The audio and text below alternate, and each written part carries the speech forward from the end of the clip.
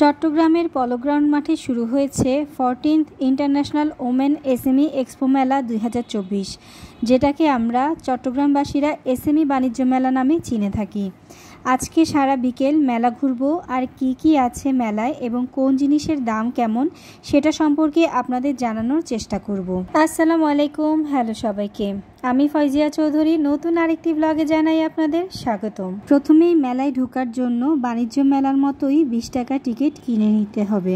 SME বাণিজ্য মেলা নাম হলেও মূলত এটি বাণিজ্য মেলারই বর্ধিত সময়ের অংশ, কেননা বাণিজ্য মেলার কাঠামোতেই মূলত নতুন করে আবারও মেলা শুরু হয়েছে। মূল বাণিজ্য মেলার বেশ কিছু স্টল এখনও রয়ে গিয়েছে এবং আমাদের দেশীয় উদ্যোক্তাদের কিছু স্টল নতুন করে বসেছে। এখানে এই জুতিগুলোর দাম বলছিল 600 করে, আর এই বোরকার দোকানটি কিন্তু আগেরবার বাণিজ্য মেলায় ছিল, যেটা এবারও কিন্তু রয়ে গেছে। বোরকার দোকানের অপর পাশে এই ইয়ারিংয়ের শপটি ছিল, তার পাশেই এই বেবি শপটি, যেখানে বেবিদের যাবতীয় সামগ্রী বিক্রি হচ্ছিল। এই সিরামিকের প্লেট বাটি মগ সেটটির দাম বলছিল 1050 টাকা।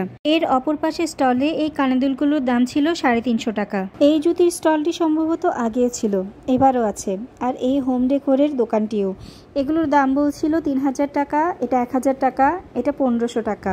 এই বাটুয়া ব্যাগের দাম ছিল 300 টাকা, আর এই যে কুশন কভার, এগুলোর দাম ছিল 400, 200 এবং 300 টাকা। ভিতরের দিকে একটি স্টলে এই কোয়ার্সের দামগুলো ছিল 1000 করে। এই মেলাটিতে চট্টগ্রামের বেশ কিছু উদ্যোক্তা আপুর স্টল আছে, যারা অনলাইন সার্ভিসও দিয়ে থাকেন। সার্ভিং ডিশ ও ট্রে এর এই স্টলটিও কিন্তু আছে। এর পাশে ছিল এই দোকানটি, যেখানে রিয়েল মুক্তার সুন্দর সুন্দর কিছু জুয়েলারি কালেকশন ছিল। আর একটু সামনে এগিয়ে বড় একটা আর্টিফিশিয়াল গাছ এবং ফুলের দোকান ছিল, যেটার প্রোডাক্টের দাম আমার কাছে মেলার অন্যান্য জায়গা থেকে তুলনামূলক কম মনে হয়েছে। এই জয়পুরি টেবিল রানারের স্টলটিও কিন্তু রয়ে গেছে। সাইজ ভেদে এগুলোর দাম 250, 1200 এবং 1000 টাকা করে ওনারা বলছিল। এরপর পেলাম রেজিন দিয়ে জিনিসপাতি তৈরি করেন এমন এক আপুর দোকান। এই পেন্ডেন্টগুলোর দাম 250, এই চুড়িগুলোর দাম 300 এবং সুতার তৈরি চুড়িগুলোর দাম উনি 200 করে বলছিলেন। ফরেন পেভিলিয়নের শেষ ভাগে এই দোকানের যে কোনো জিনিসের দাম ছিল মাত্র 60 টাকা করে। ফরেন পেভিলিয়ন থেকে বের হওয়ার পথেই নানা ভাইয়ের হোম ডেকোরের দোকান, এই দোকানটিও কিন্তু বাণিজ্য মেলায় ছিল, এবারও আছে।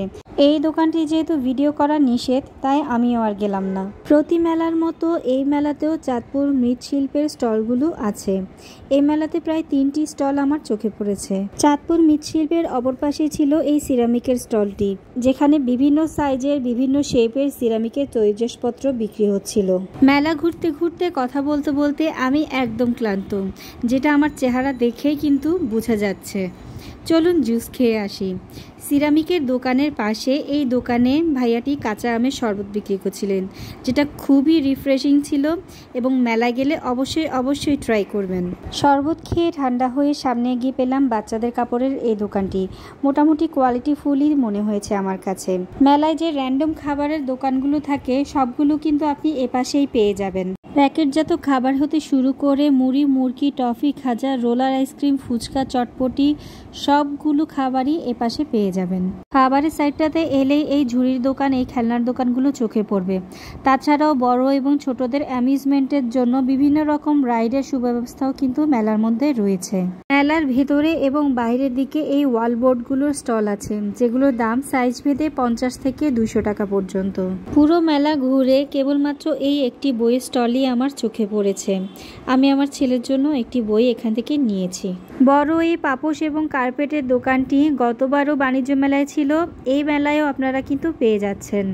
এখানে হিউজ পরিমাণ কালেকশন রয়েছে। আজকের ব্লগটি এ পর্যন্ত।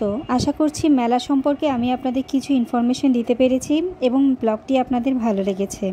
ভালো লাগলে আমার পেজ ফয়জিয়াতে লাইক এবং ইউটিউব চ্যানেল স্ট্রিমিং উইথ ফয়জিয়াতে সাবস্ক্রাইব করার অনুরোধ থাকবে। যদি সম্ভব হয় ভিডিওটি শেয়ার করে দেওয়ার অনুরোধ থাকবে। আপনাদের শেয়ার ছাড়া, আপনাদের সহযোগিতা ছাড়া কখনো এগিয়ে যেতে পারবো না। সাথে থাকার জন্য ধন্যবাদ।